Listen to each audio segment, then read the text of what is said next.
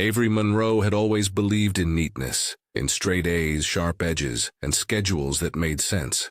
Her mother used to say she was born with a to-do list in her hands, and honestly, she wouldn't argue with that. Growing up in a small, quiet suburb of Virginia, she had learned early that silence was safer than desire, and control was the only thing that didn't disappoint. She had spent her entire life building walls so carefully that even she forgot there was something beyond them. And now, as she looked out the car window at the stone arches of UNC Chapel Hill for the first time, she wondered if everything she had built would survive this place. The campus was alive in a way she wasn't prepared for. Students sprawled under oak trees, laughter spilled from shaded benches, and someone was strumming a guitar near the old well. She adjusted the strap of her overpacked canvas bag and took a breath like it might protect her. Her father unloaded her boxes in silence while her mother made a checklist of dorm essentials she'd probably already packed twice. But Avery wasn't thinking about lamps or toothpaste. She was thinking about what it meant to be 17 hours from home and suddenly unguarded. Her dorm room in Hinton James felt more like a hotel than a home. Neutral walls, twin beds, and a roommate with a messy bun and a loud laugh named Kelsey. Kelsey had already claimed the side with the window and had started taping Polaroids of high school friends to the wall. "You're from Virginia? Cute," she said between texts. "I'm from Charlotte. We'll get along fine if you're not a psycho about noise." Avery smiled politely and unpacked in silence. She wasn't planning on making friends. She was here to start her future, whatever that meant. The first night was quiet, except for the pulsing bass coming from the floor below. Someone had dragged a speaker into the hallway, and through the gap under the door Avery could hear shouting, laughter, and music that made her chest ache. Kelsey was already gone, dressed in a leather jacket and eyeliner that looked like confidence. Avery curled into her bed with a copy of The Bell Jar, trying to drown the noise, but her eyes kept drifting to the door, like curiosity was trying to outrun control. Classes started fast. Avery had intro to literary theory at Greenlaw Hall, where the professor looked like he'd walked out of a Shakespeare play and used words like existential fragmentation without irony. She sat in the front, took perfect notes, and never raised her hand. She didn't speak unless called on, but that was enough for people to notice her, especially in a place where silence stood out. By Friday, Kelsey had convinced her, or rather dragged her, to a welcome party thrown by the seniors in their major. "It's tradition," she'd said, handing Avery a dress that felt too short and a smile that felt too dangerous. The house was 3 blocks off Franklin Street, a white colonial with string lights and too many red cups. Avery's heart pounded before she even knocked on the door. Inside, the smell of beer and sweat clung to the walls, and the music vibrated through her skin. She tried to stay close to Kelsey, but within minutes they were separated. Avery stood awkwardly near the kitchen, clutching a Solo cup with Sprite and pretending to scroll through her phone. That's when she saw him, across the room, backlit by a flickering neon sign, and surrounded by people who couldn't stop laughing at whatever he was saying. He was tall, lean, with messy black hair that looked like it had been styled by accident, and lips that curled like he knew exactly how you'd fall for him. He caught her staring, just for a second, and smirked. Not a smile, a smirk, like he already knew her. Avery looked away instantly, cheeks burning, but the moment had already done its damage. Minutes later, he was standing beside her. "You look like someone who hates parties but came anyway. Let me guess. You're a freshman who thinks she's better than this?" She blinked, stunned by the accuracy, and replied before she could stop herself. "No, I just think some people confuse noise with meaning." His laugh was low and unexpected. Touché. They didn't talk much more that night. He disappeared into the crowd, and Avery left early, heart racing for reasons she didn't understand. But something about him had hooked her, like a line cast into deep water, pulling on something she didn't know she had. When she got back to her dorm, she couldn't sleep. Instead, she wrote in her journal, "He's everything I avoid. And maybe that's why I can't stop thinking about him." Monday came, and Avery walked into her comparative lit class at Day Hall, only to find him already there, in the back row, feet on the chair in front of him, notebook blank. He raised an eyebrow when he saw her and nodded once like they shared a secret. She sat far away, pretending not to notice, but every word the professor said felt distant. Her attention was drawn to the smirk she could feel even from 2 rows away. The next few days were filled with tension she couldn't explain. He showed up in the library when she was there. He leaned against door frames like he owned the oxygen. His name was Noah.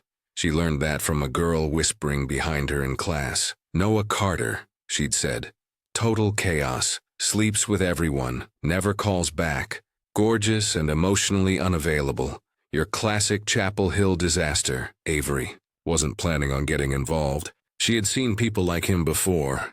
Charming, inconsistent, wrapped in red flags and sarcasm.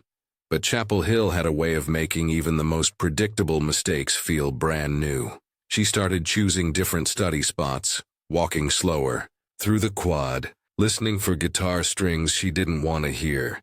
She thought she was avoiding him, but maybe she was waiting. One night, Kelsey dragged her to a small gathering in Carborough. Nothing crazy, just drinks, music, and people playing cards in the living room. They played Truth or Dare like it was still high school. When it was Noah's turn, he looked right at her and said, "I dare you to kiss me." The room laughed. Avery froze. Then slowly, she stood up and said, "Truth." His smile faded just enough to sting. That night, back in her dorm, she couldn't write anything. Her pen hovered above the page, but nothing made sense. She didn't know if she hated him or if she hated the part of herself that wanted him.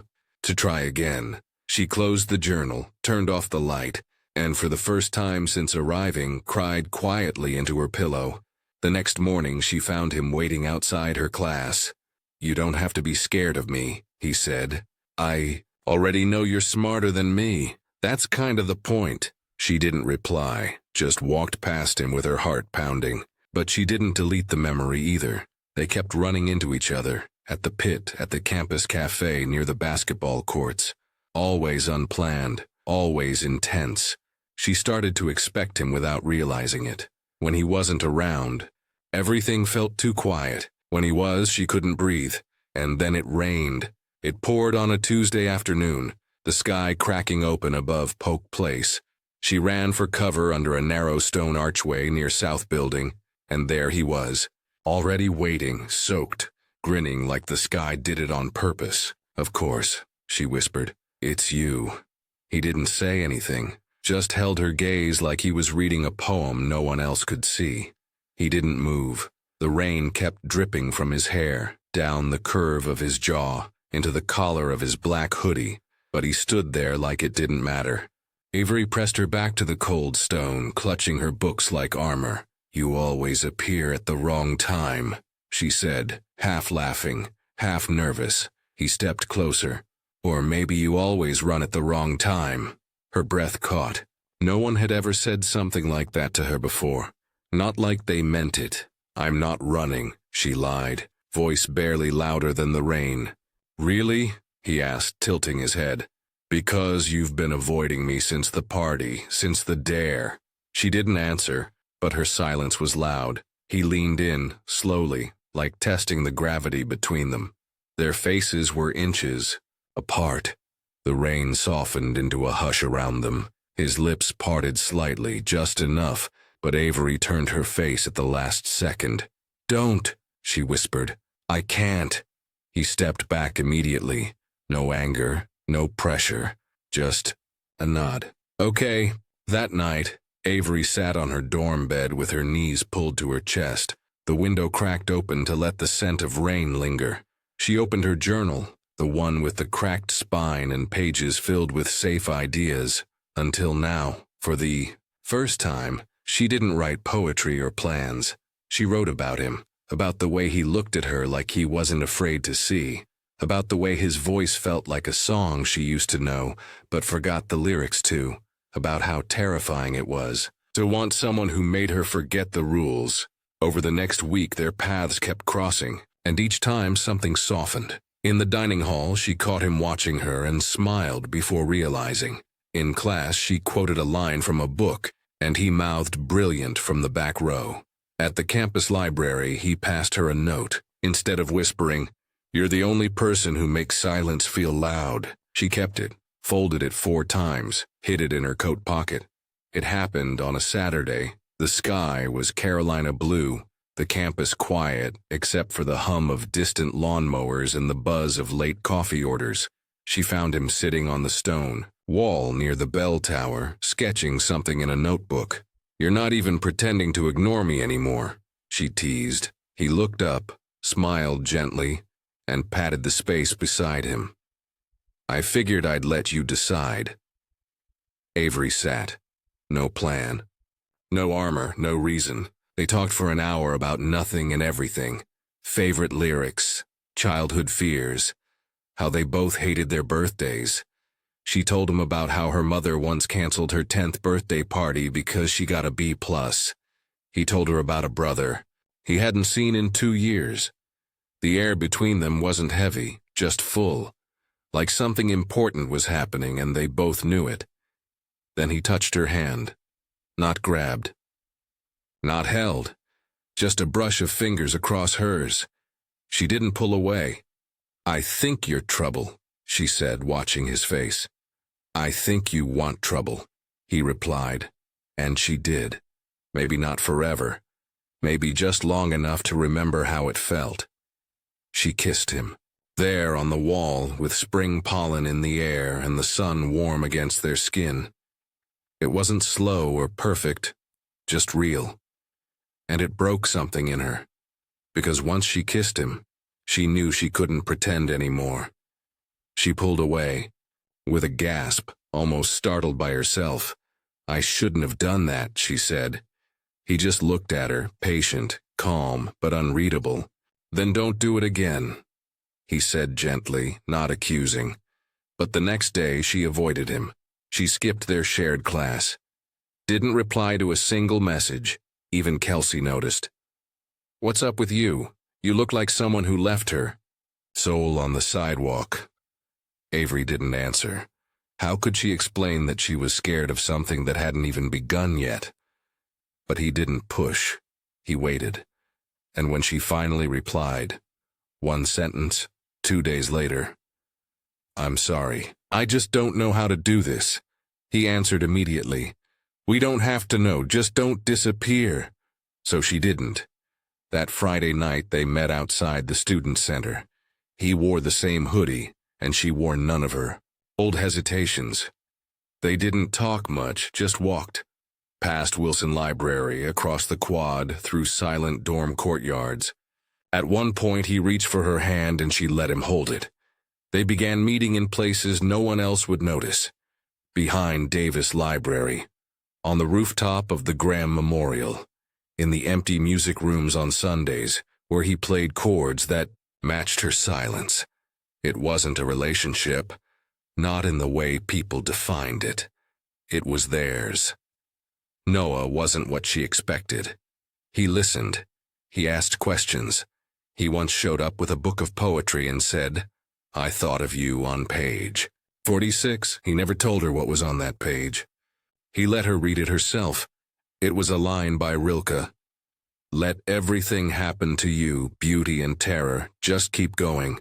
No feeling is final." She had to look away when she finished it. She started dressing differently. Looser sweaters worn, boots, hair slightly undone. She stopped straightening her spine when she walked. Started writing less about rules and more about risks. Kelsey noticed. "You're glowing," she said. "Who is he?" Avery didn't answer. It felt too real to name, but she was hiding it, all of it, from everyone who mattered. From her mother, who still called every Sunday and asked for GPA updates. From her old friends who sent texts like, "Don't change too much out there." From the version of herself she used to trust, and she could feel something building, like the ground wasn't steady anymore, but she didn't want it to be. It was a Thursday night when everything cracked. Avery wasn't looking for him. She had promised herself a quiet evening, but Kelsey begged her to come to a bar off Franklin Street where a local band was performing. Just for an hour, she'd said. Avery agreed, mostly because she missed him. She hadn't seen Noah in 3 days, and that silence had begun to eat away at her confidence like rust. The bar was dim, crowded, and alive with the thrum of guitars and cheap beer. Avery scanned the room, her heartbeat instantly climbing the stairs of her ribs when she saw him. Not alone. He was leaning against the back wall, laughing with a girl in a short red skirt who touched his arm like they belonged in another life. Avery didn't move. She didn't blink. She just watched. Kelsey said something beside her, but it was drowned out by the noise in Avery's head. She turned and left without warning, the door slamming shut behind her. The air outside was colder than she expected. It bit her cheeks, made her eyes sting even more. She didn't wait for an explanation. Didn't need one. Or maybe she couldn't bear to hear it. Back in her dorm, she sat on the floor, shaking. Her journal was open but empty. Not even the pages could hold her that night. She didn't cry. She just sat in silence, feeling the ache spread from her chest to her throat to her hands.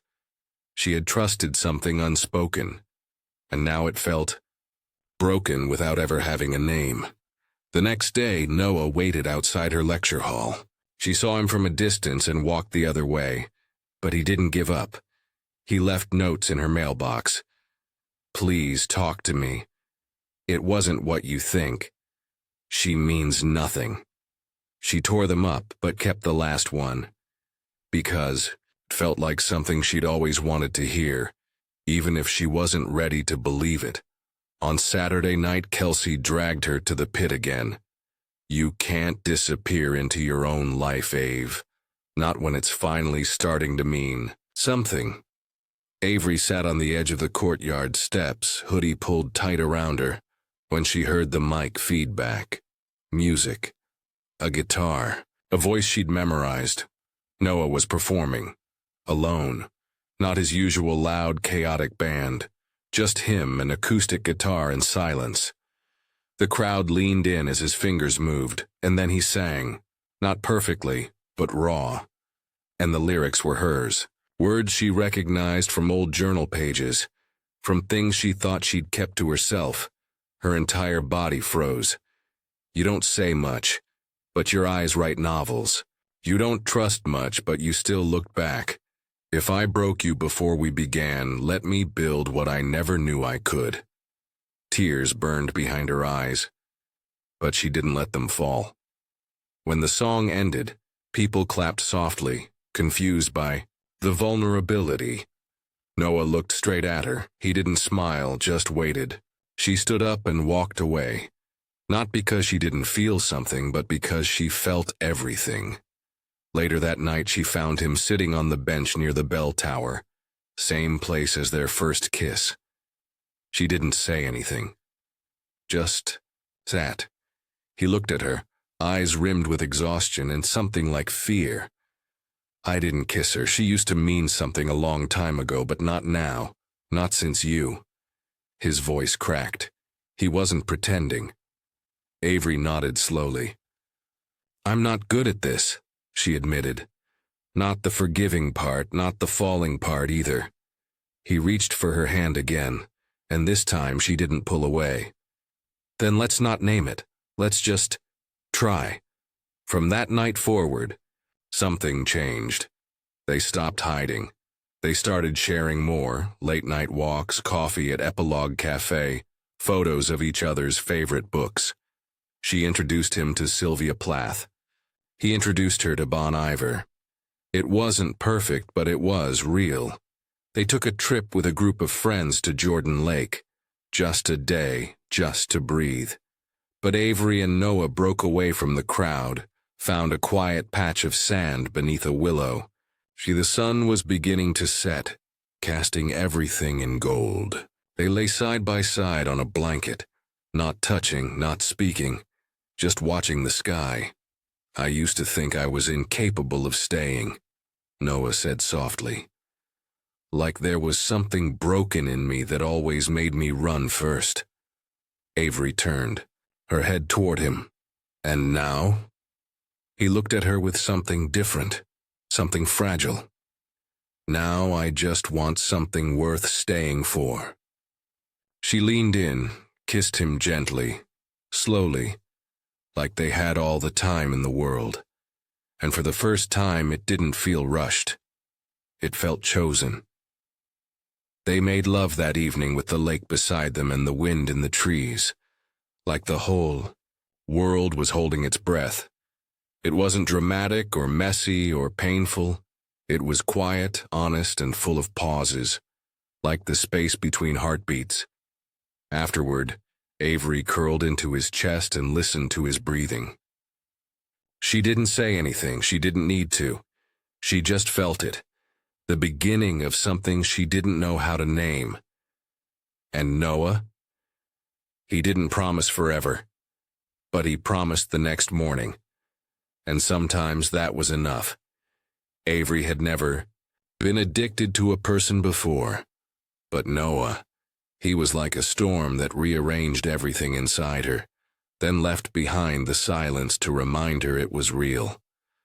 Days blurred together now. Time bent around his presence. She started skipping morning classes just to lay in bed with him a little longer, choosing the echo of his voice over lectures, his arms over essays. But with the comfort came the ache. He didn't always answer her texts. Sometimes he disappeared, for hours without warning. His mood shifted like the Carolina skies, warm one minute, distant the next. And when he was silent, Avery's thoughts turned sharp. What did I do wrong? Was I too much, not enough? She started reading into everything. A missed call, a short reply. The way he hesitated before saying, "I missed you." It was like loving him had opened a door she couldn't close anymore, and behind it lived every insecurity she thought she'd buried. Her journal pages turned frantic. Not poetry, just questions. The breaking point wasn't loud. It was subtle, almost ordinary. Friday night, another party, but this time she came late, alone. Noah had said he wasn't feeling well. But there he was, in the backyard, laughing with the guys from his music group, a drink in his hand, alive in a way he never was when they were alone. She stayed hidden in the dark, behind the kitchen window, long enough to hear her name. "I told you guys," one of them said, nudging Noah. "You owe him." She was totally the innocent type. I mean, did you see the way she talked about books? Literal virgin energy. Laughter erupted. Noah smiled. Not proudly, but not regretfully. "Either?" "Yeah," he said. "Told you I'd win." Her ears rang. The words didn't land all at once. They shattered piece by piece. Virgin energy. "Told you I'd win. Literal bet." She stumbled backward, knocking a chair to the floor. No one noticed. Or maybe no one cared. She left without looking back. That night, back in her room, she threw everything off her desk. Pens, notebooks, her copy of Letters to a Young Poet. Everything. The journal she had written about him. The folded notes, even the ticket stubs from their first movie night. All into the trash. Her body shook with something beyond rage. It was humiliation. Violation.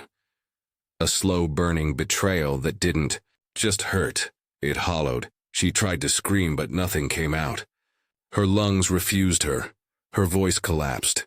So she broke down in silence. A silent scream behind a locked door. No words. No pages. Just shaking hands over her face, trying to erase everything. Noah knocked on her door an hour later. "Avery, please open the door, let me explain." She didn't respond. Couldn't.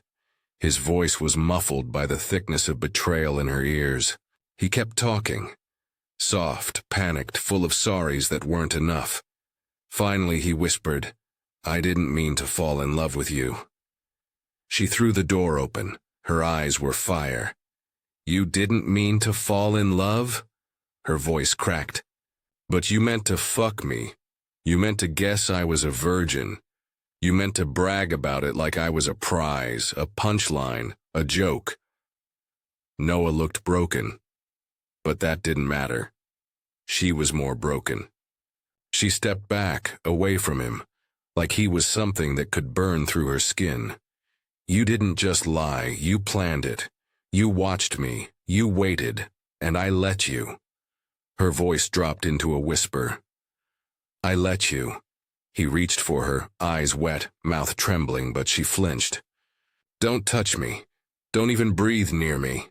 She slammed the door so hard it cracked the wood. He stood outside for an hour before giving up.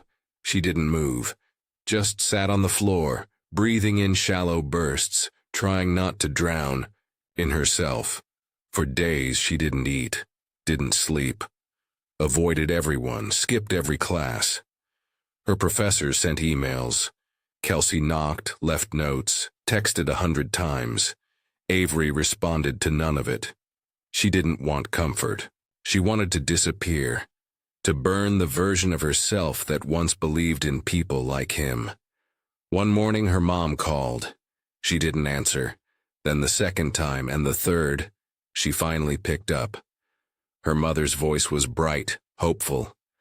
Just checking in, sweetie. How's campus life treating you? Avery's throat closed. Fine, she whispered, just busy. Her mom went on about some church thing, about midterms, about the neighbor's dog.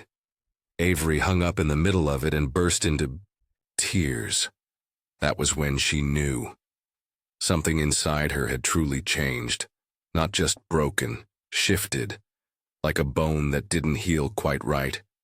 She stood in front of the mirror and didn't recognize the girl staring back. Pale, thinner, eyes haunted. She looked like someone who had loved recklessly and paid for it with everything. She grabbed scissors, cut her hair in jagged lines, watched it fall into the sink. It wasn't about the hair. It was about control. About saying, you don't get to own any part of me anymore. She tossed the mirror towel into the trash like it might carry her old self with it. Avery packed without thinking. Jeans, sweaters, the poetry book she once threw across the room. All stuffed into her duffel like the act of leaving might fold her pain into smaller shapes. Winter break had arrived like an exhale, and for once she was grateful for the silence. Her parents were surprised when she came home early. You okay, baby? Her dad asked. She nodded. Just tired. And for once that wasn't a lie. Their house in Arlington was the same. Too quiet, too beige, too full of framed expectations. Her mother tiptoed around her, offering casseroles and polite questions. Her father watched basketball with the volume low, like grief might echo. Avery spent her days in her childhood bedroom, the walls still lined with honor roll certificates and shelves of books arranged alphabetically. It all felt like a museum of a girl who didn't exist anymore. Noah kept texting. At first it was guilt, then desperation, then something dangerously close to love. I'm sorry. I didn't know I could fall like this. I see it now. Too late, I know. But I see it. She read them all, deleted none, until one morning with trembling fingers and a blank face she opened his message and blocked the number. Not out of hatred, out of mercy. For herself. She avoided her journal. Too many ghosts in those pages. But one night, insomnia pressing, against her ribs like a weight, she opened it. Skipped the broken entries. Landed on something she'd written weeks before Noah. A poem. One he had quoted. One he had used to draw her in. It hit her like a blade. Let everything happen to you, beauty and terror. Just keep going. No feeling is final. She read it again, and again, until it stopped sounding like his voice, until it started sounding like hers. The next morning she woke before the sun, ran 3 miles around her old neighborhood in the frost, showered in silence, looked in the mirror, now with short, uneven hair and tired eyes that finally held their own. For the first time in weeks she breathed without flinching. And when January came, she returned to Chapel Hill. But she wasn't a girl anymore. She walked through the quad like she belonged there. Head high, shoulders square, eyes steady. Gone were the quiet apologies, the hesitation. Her boots clicked against the bricks with purpose. People looked at her differently. Maybe it was the haircut, or the way she didn't look away anymore. Maybe it was the storm still humming quietly inside her. Professors noticed. Avery raised her hand more, debated fiercely, turned in essays with razor-sharp analysis and metaphors that made people pause. "You write like someone who's lived," her lit professor said one afternoon. She smiled. "I have." And that was all. She wasn't cruel. She wasn't hard. She was precise, thoughtful, still soft, but the kind of softness you couldn't crush. She answered questions with clarity, disagreed without raising her voice, helped first-years find their lecture halls. She became someone worth watching, not because she demanded it, but because she didn't need to. Noah was still there. He kept his distance, mostly. Sat in the back of lecture halls, quiet. Sometimes she saw him looking. Sometimes she didn't. It didn't matter. Not anymore.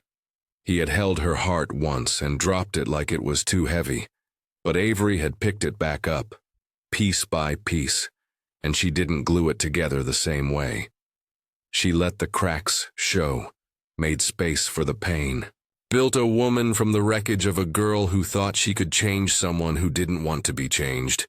There were whispers, people who knew, who heard, who asked, "Is it true? Did he really?" She never confirmed, never denied, just smiled with the kind of grace that made people regret asking. She started tutoring students in poetry, volunteered at the campus writing center. Her schedule was full, her world expanding. Her mother called less, but listened more.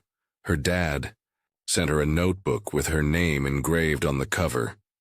She hadn't told them everything, but they knew enough to be proud.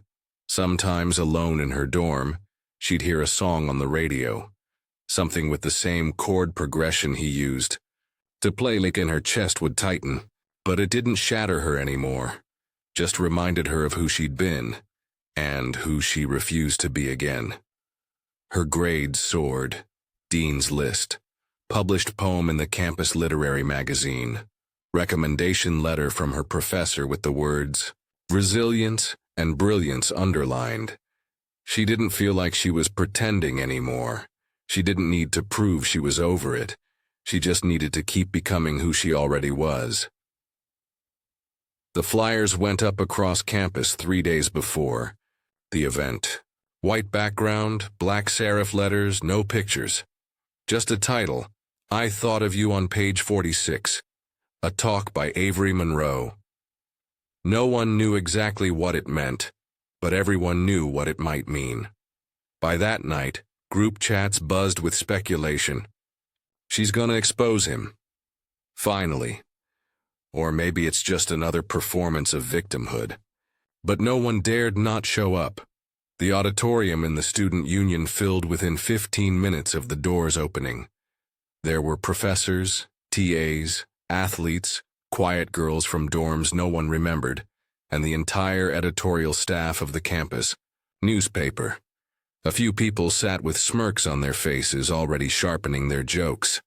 Others sat forward, wide-eyed, ready to hear her say the name everyone refused to say out loud. Somewhere in the back row, hood up, shoulders tight, Noah sat. He hadn't planned to come, but something told him he needed to. Avery stepped on stage without a single note in her hand. She wore a black turtleneck, minimal makeup, hair slightly wavy, a silver ring on her right hand. Calm, clean, unafraid. She walked to the podium and placed one thing down, a worn paperback poetry book, the same one he had handed her months ago. She waited a full 5 seconds before speaking. Then she lifted the book in the air. "This," she said clearly, "is the most dangerous weapon I've ever held. The room froze. No one breathed. She turned the book around and opened it with care. Page 46. Her voice was even, steady. Let everything happen to you, beauty and terror. Just keep going, no feeling is final. She closed the book gently and looked up. This poem was once a promise, then it became a lie, and then it became a mirror. She paused, scanning the room, letting the silence stretch just long enough to hold weight. Someone used this line to get close to me, and for a while it worked. It was the most elegant trick I've ever seen. Not because it fooled me, but because I wanted to be fooled. Soft murmurs rippled through the audience. She smiled at them. But this isn't a story about him. This is about me. About what happens after someone hands you a beautiful blade and tells you it's a ribbon. Laughter broke out. Small, tense, but real. She nodded toward it. I was naive. I thought I was safe because I had good intentions. I thought being kind was a shield. Spoiler, it's not. It's a door. And sometimes the wrong people walk right through it. Someone in the, front row lowered their phone, suddenly too stunned to record. A professor in the back adjusted their glasses, pen already scribbling in a notebook. Avery didn't rush. She stood straight and kept going, voice growing firmer. They say smart girls don't fall for bad boys, but you know who hurts the most. When the lights turn off and the mirror cracks, the smart girls. The ones who thought they were immune, who thought with me he'll be different. I was that girl, and he wasn't different. Her voice didn't crack, it sharpened. But I'm different now. There was silence, not awkward, but reverent. A hush born from gravity. I learned that pain doesn't make you special. What you do with it, that's where the story starts. So I took that same poem that broke me, and I used it like a scalpel. I opened myself up, I looked at the mess, and I started cutting out the rot. Carefully, without apology.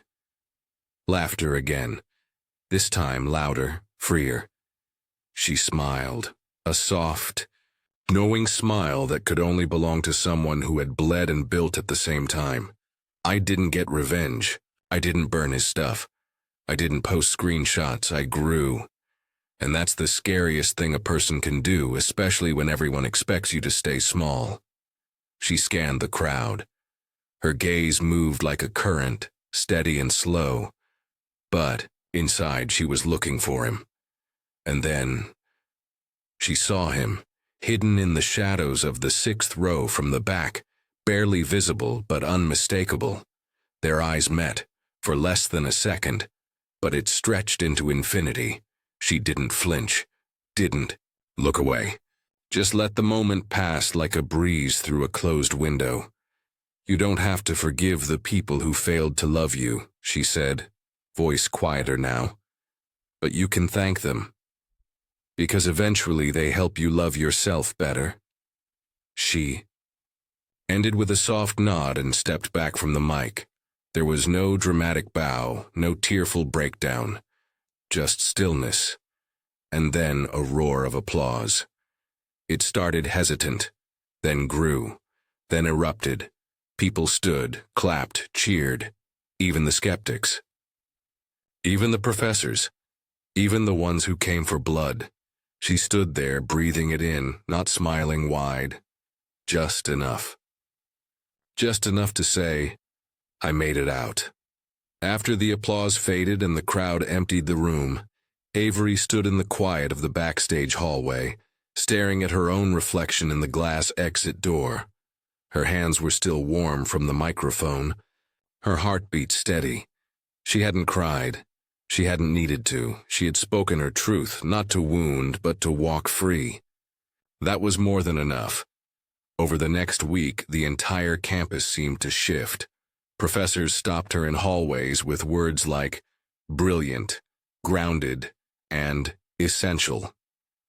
The literature department chair emailed her personally. Would you consider expanding your talk into a written project for publication? Even students who had never spoken to her before nodded with respect as she passed. Not the kind you ask for, but the kind you earn. Kelsey printed out a photo of the event flyer and taped it to their dorm door.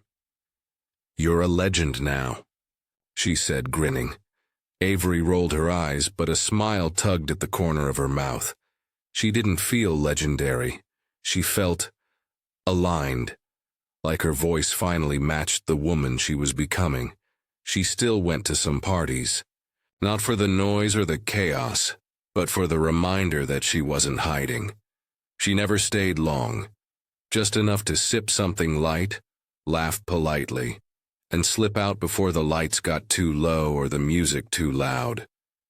She never drank enough to forget, just enough to remember she wasn't afraid anymore.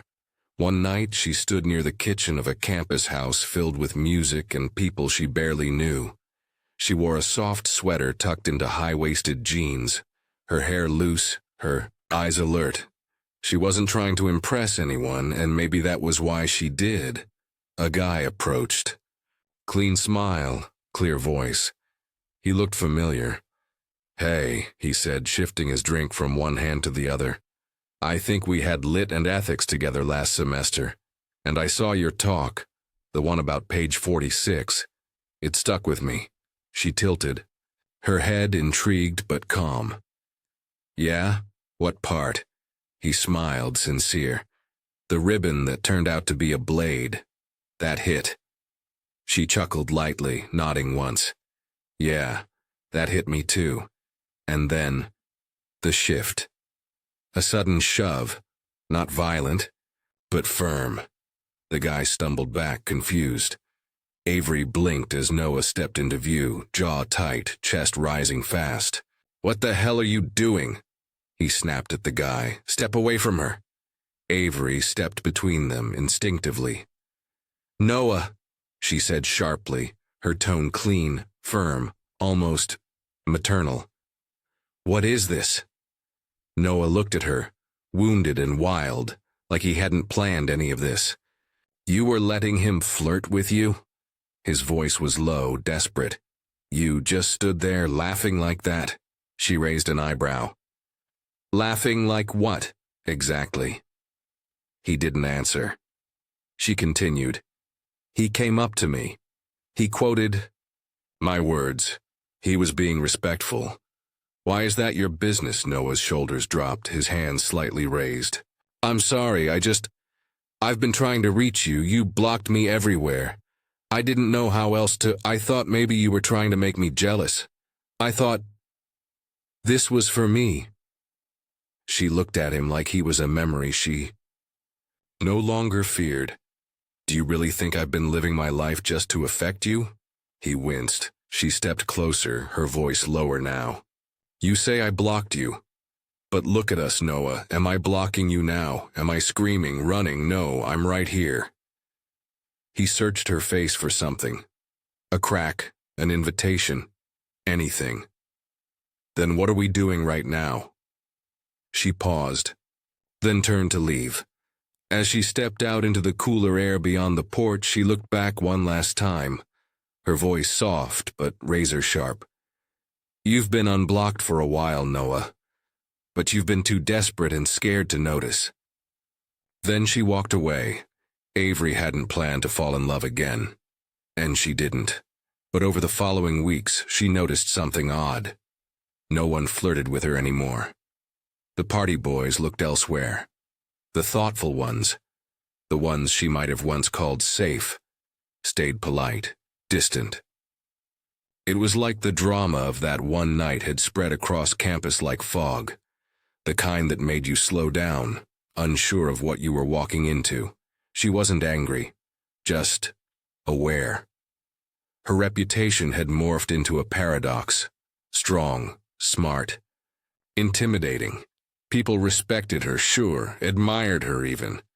But admiration built pedestals, and pedestals were lonely places to stand on. Still, Avery didn't slow down. She became a peer mentor for the freshman poetry class, helping students navigate expression, vulnerability, and voice. That's when the idea came. A weekly poetry club. Informal, inclusive, open to everyone. A space where words mattered more than backstories. The first meeting was held in a quiet room in the student union, mismatched chairs and a whiteboard, with nothing on it but her handwriting. Speak if your soul is tired of silence. Nearly a dozen girls came, some shy, some excited, all curious. 2 boys showed up too.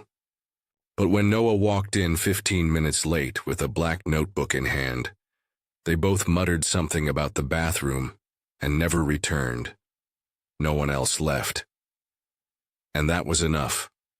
Avery sat at the head of the circle, not as a leader, but as a participant. She looked at the group and smiled softly. So, does anyone want to read something? It can be yours, or someone else's. We'll just talk about it. No pressure, no judgment. A beat of silence. Then a voice from the back. I have one, Noah said. All eyes turned. Avery looked at him. Her face was still. Then calmly she nodded. Of course, we don't mind. He stood, notebook trembling slightly in his hand. His voice was clear but low. It's called Then Comes Page 47. I wrote it last week. He looked at Avery, then back to the group. It's kind of a continuation of something. Response maybe. And then he read Then Comes Page 47, where the knife doesn't cut but carves, where the echo softens into understanding, and the terror of truth folds into grace. Then comes the day after the storm, where silence doesn't scream, it breathes, where the eyes you failed still see you, but no longer flinch. Then comes the choice to be better, not to win, not to erase the past, but to build something steady, even if it's only made of words. When he finished, he didn't sit. Instead, he tore the page from the notebook and walked it to Avery, placing it in her hands. Then he stepped back and sat down again, silent. Avery stared at the poem in her hands for a long moment. Then, like a professor without the robe, she turned to the group. Okay, she said. Let's start with you. She pointed to a freshman girl with wide eyes and a soft voice. The girl hesitated, then spoke. I think the author is asking for a second chance, but not directly. It's like he's saying he's changed, and he's showing it instead of begging. Another voice from the left. It's about growth, like the line about the knife carving. I think that means healing. That change can hurt, but still be good. Someone else added, I think it's also about forgiveness, about letting someone see you after they broke you. That's not easy. A girl near the window raised her hand slightly. Or maybe it's about regret, the kind that doesn't ask to go back, but hopes to be remembered for something better. And then a pause. One more voice, and calm but skeptical. But what if the poem is wrong? What if the heart is just tricking us again? We want to believe in change, but sometimes we confuse guilt with love. No one responded right away. Avery looked down. At the page again. Her fingers didn't tremble. The room sat in thoughtful silence after the last comment. Avery looked around and gently shifted in her seat. That's an interesting perspective, she said. Maybe the author is risking too much. Or maybe that's the point of poetry. To risk being misunderstood in order to say something. Real. Heads nodded. Eyes lingered on the poem in her hands. She didn't look at Noah again, not directly, but her tone remained neutral, professional. Let's think about the line. Where the eyes you failed still see you, but no longer flinch. What do you all think that really means? One girl raised her hand. I think it's about accountability, like he knows what he did. He's not asking for the same gaze, just for a gaze that doesn't hate. A girl near the back added, Maybe it's about rebuilding trust, without expectations, just hoping the wall isn't as high next time. Avery smiled at that one. Rebuilding without expectation, she repeated. That's hard. That takes time. And sometimes the other person never even knows you're trying. A pause. Does anyone else have a final thought? A soft voice, the same girl who had spoken first, offered quietly, I think maybe the author is growing, but he still doesn't know if he deserves peace, and he's hoping someone else will tell him he does. The room hushed again. Avery folded the page carefully and placed it inside her notebook. Thank you, she said. That was one of the best discussions we've had. She stood and looked around the circle. Same time next week? Everyone nodded. Slowly, people began to gather their bags and filter out, buzzing with afterthoughts. Some lingered by the door, chatting. Noah remained seated. Avery packed her things slowly. She could feel him still there, waiting. But she didn't rush, didn't glance up. This was her space, her timing, her story now. When she finally stood and turned, he rose as well. He didn't say a word. He just held her gaze for a second too long, then gave her the smallest nod. Not as a question, not as a plea, just acknowledgement. Then he left. She watched him walk out. Her chest tightened, but she didn't move. Didn't call after him. Instead, she exhaled, deep and controlled. The ache was still there, old, familiar, but now it lived beside her strength, not in place of it. Later that night, she opened her laptop and stared at a blank document. For weeks, she'd been collecting fragments, ideas, notes scribbled in the margins of class notebooks. Now they had shape, direction. At the top of the page, she typed the title, Page 46 and page 47, a story of beauty, terror, and becoming. It wasn't a love story. Not exactly. It was a story about being broken and choosing not to stay shattered. About becoming the kind of person who could look at a wound and say, I know how to live with this. She didn't know if the book would be published. She didn't know if people would understand. But she knew it needed to be written. And as she began to type, her fingers moved like they remembered what it meant to tell the truth. Not to hurt. Not to heal someone else, but to anchor herself in her own. Somewhere deep inside, she also knew he wasn't gone forever. Not yet. But this part was hers. Spring had returned to Chapel Hill like an old song, the kind that took a few notes to recognize but hit too deep once it did. Avery sat beneath the tall tree by the bell tower, her legs crossed, notebook open across her knees. It was the same place where months ago she had kissed Noah for the first time. The thought didn't sting anymore, it shimmered, like a memory that no longer had teeth. She came here often now, not for nostalgia but for clarity. Something about the breeze, the way the shadows moved across the brick, seemed to loosen the words trapped in her chest. She'd written half of her book in this exact spot.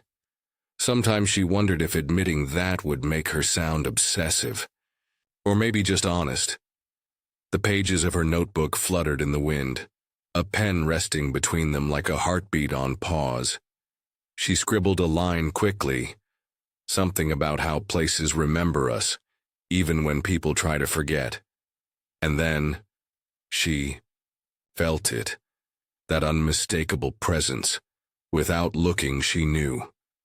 He sat down beside her, quietly, like someone entering a church, as if asking permission with his silence. For a moment, she didn't speak, didn't move. Then slowly, she turned to I'm sorry, Noah said, voice low and unsteady. I know that's not enough and maybe it's too late, but I need to say it. Not because I expect anything, but because I don't want to carry it anymore. She didn't interrupt, just listened, her pen still in her hand, as if she might take notes on his sincerity. I used to think being loud would make people love me, he continued. That if I was interesting enough, unpredictable enough, people wouldn't notice how scared I really was. I could tell you all the childhood reasons why, the loneliness, the mess. But none of that matters now. You weren't wrong about anything. Avery, I was. I was the one who didn't know what to do with something real. Her face didn't change, but her silence softened. I wanted to tell you the truth after we first slept together, he said. I felt sick for days. I couldn't believe I'd done something so cruel. And it wasn't even about the sex, it was about what it meant to you. About how much I knew and still. He paused, jaw tense. I thought that if I vanished, if I just disappeared, it would be mercy. Like you'd be better off. He looked down at his hands. But I wasn't strong. When the pressure came, when people started asking, I fell back into it. The game, the performance. I wasn't trying to hurt you again, but I did. She exhaled slowly. It would have been better if you'd told me, she said, voice calm. I don't know how I would have reacted. I would have been hurt, of course, but I was too innocent back then. Too hopeful. And yes, I probably would have forgiven you. Maybe even stayed. That's who I was. A long silence settled between them. Birds sang somewhere in the distance. A breeze lifted the edge of her page. Avery turned back to her notebook and began writing. Not out of dismissal, but out of peace. He was there, and she no longer needed to perform around him. Minutes. Noah didn't speak again, just sat beside her as she filled line after line. Then, without a word, he stood and walked away. She didn't look up until he returned. He placed a cold bottle of water gently beside her notebook. The brain thinks better when it's hydrated, he said with a crooked smile, almost sheepish. She looked at him finally, then back to the bottle. Thank you, she said. He nodded once and walked away again. And this time, she smiled, not because she was in love, but because he didn't ask her to be. The final chapter came to her like a breath she didn't know she was holding. Avery sat by the window of her dorm, dusk creeping in around her, and typed the last sentence with the kind of exhale that felt more like a beginning than an ending. The manuscript was done. Page 46 and page 47, a collection of essays, poems, and reflections on hurt, forgiveness, and self-recovery. Not a love story, a survival guide with a pulse. She printed it that night, bound it carefully, and placed it in a craft envelope.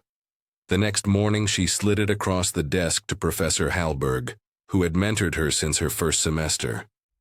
The professor flipped through the pages, eyes pausing here and there, and said without looking up, "This needs to be published. Not next semester. Now." Avery smiled, trying not to cry. But ever since that submission, something strange had been happening. Wherever she went, he was there. It started subtly. She walked into her literature of trauma class, and there he was, Noah, feet up on the chair in front of him, arms behind his head, giving her that same crooked grin that once unraveled her spine. She ignored him. At least, she tried. Then it was the library. She'd be in the poetry section, flipping through Rilke or Plath, and she'd feel it. His presence near the entryway, leaning against the door frame like a ghost refusing to rest.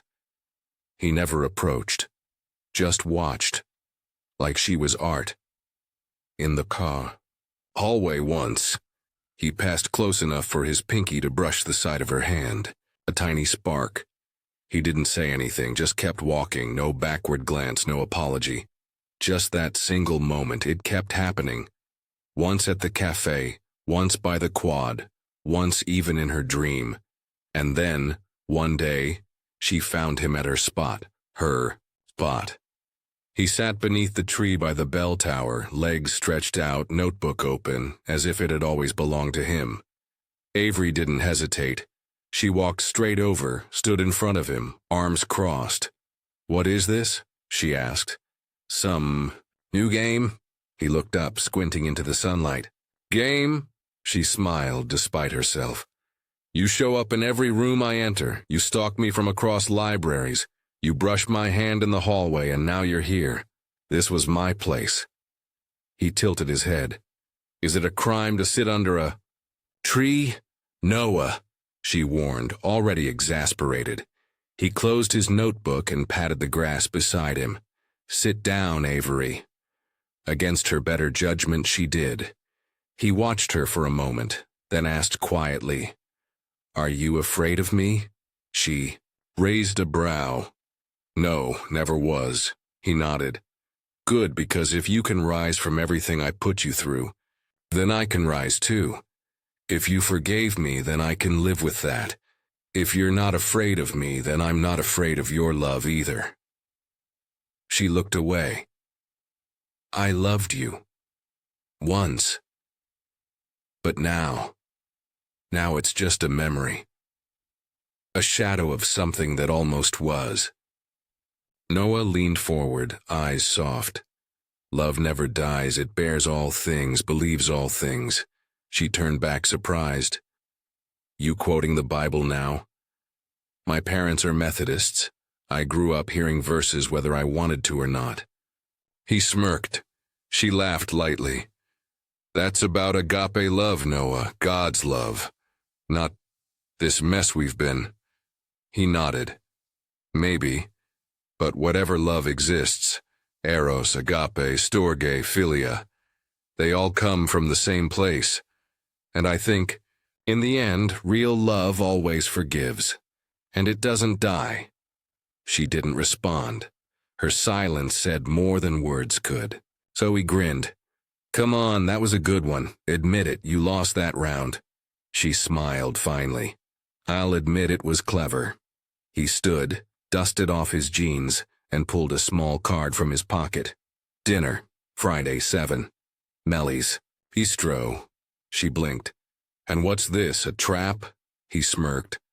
"Bring your next move written down, but check my Instagram at 5 p.m. first. You'll know what to do." And then he walked away, not waiting for a yes. Friday arrived with a breeze that smelled like late spring and the weight of an unsent letter. Avery sat on the edge of her bed, fingers hovering over her phone. It was 5 p.m. sharp when she opened Instagram. There he was, Noah, in his apartment mirror, flipping through button-ups like he was going to a gala, smirking like a boy who knew how to make a storm look like charm. Slide 1, a navy suit.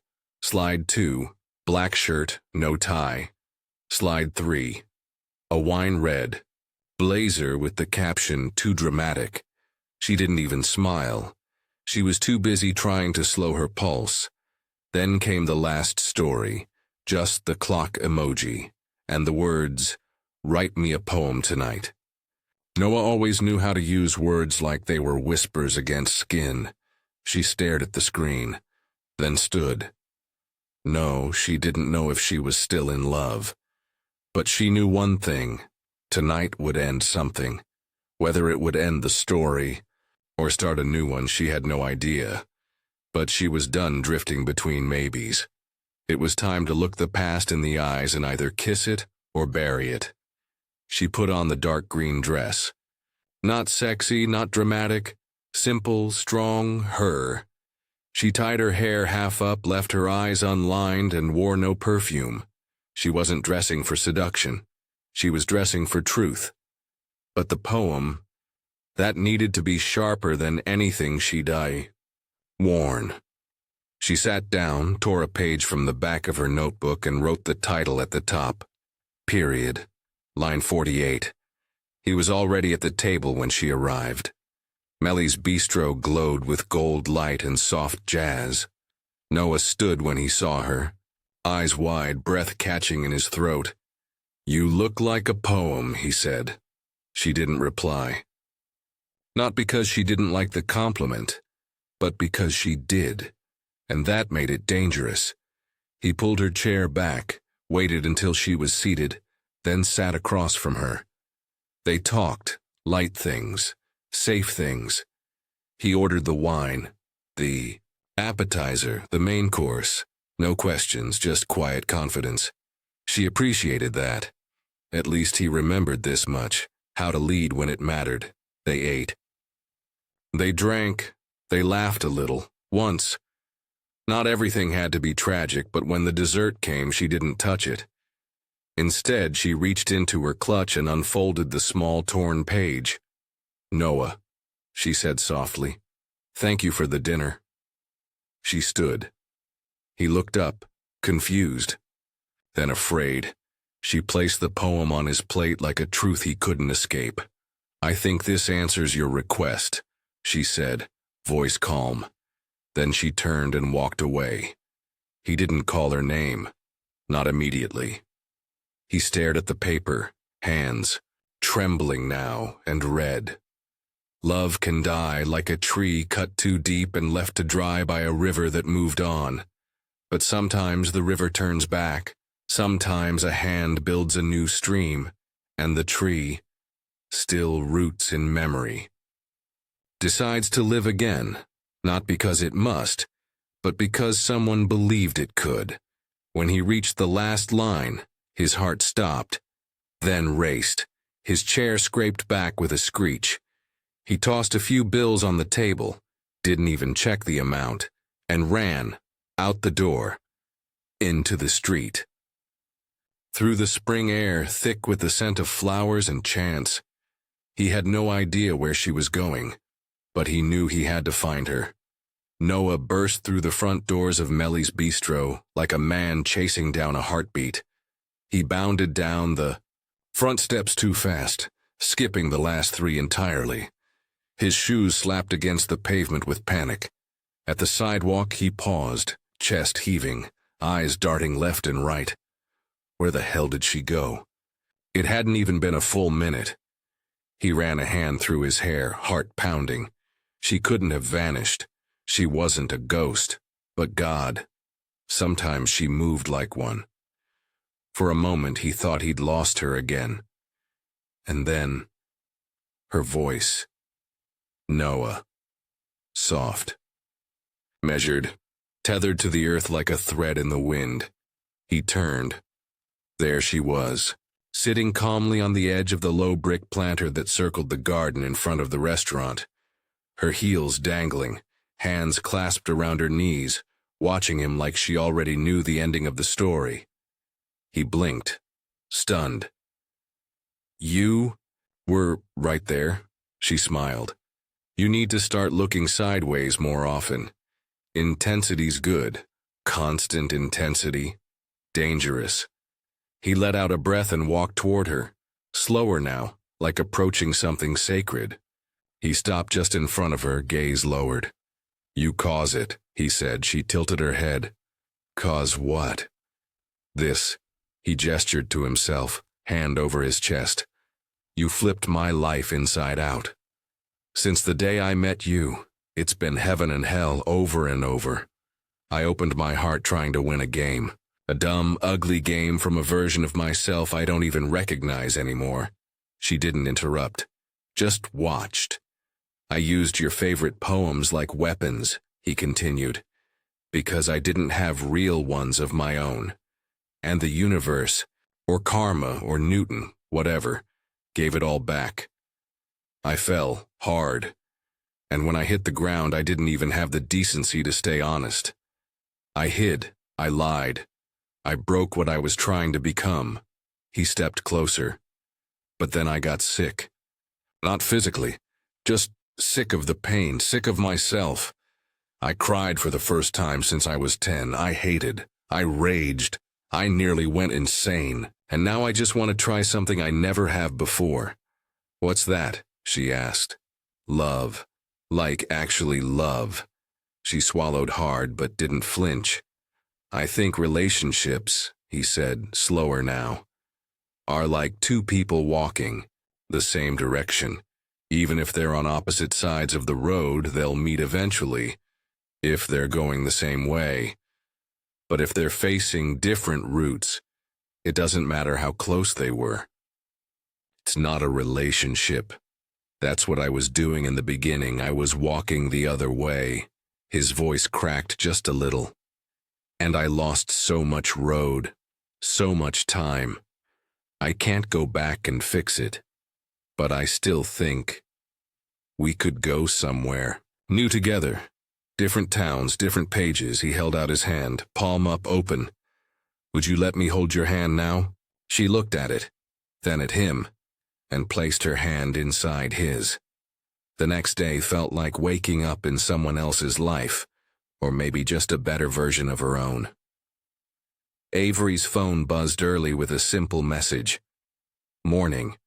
How does it feel to be brilliant in mine? She smiled before she could stop herself.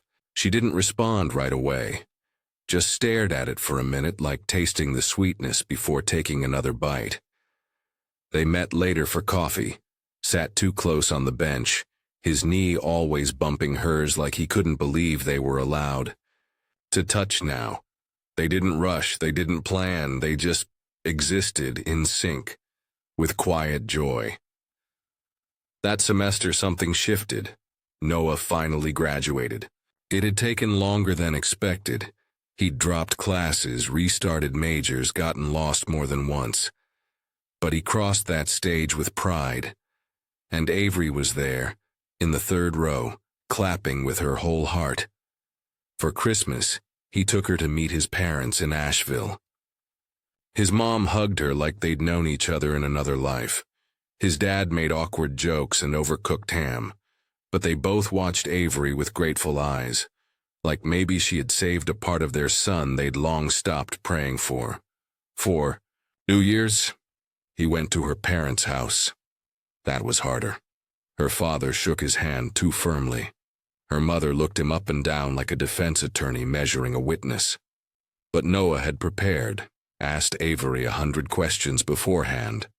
Memorized names, stories, favorite topics. He brought her mom a book of classic poetry, and her dad a bottle of aged bourbon with a handwritten card. By the end of the evening, her mother was smiling and her father was offering him seconds.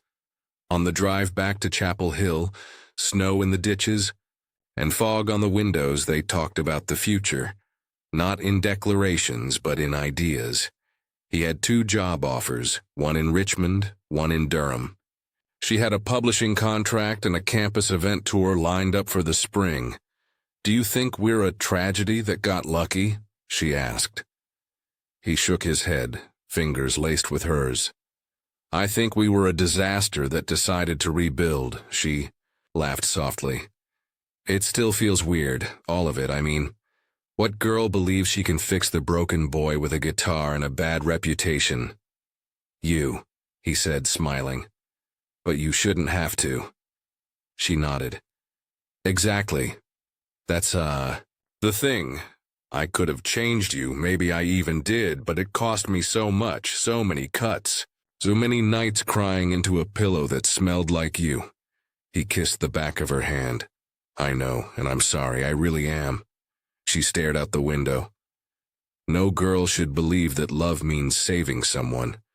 If they want to change, they should do it alone first, quietly, without dragging someone else through the wreckage. He glanced at her. But if they do change, and if the timing is right, she looked back at him. Then maybe, just maybe, they'll be ready for whatever the future holds, and they drove on together.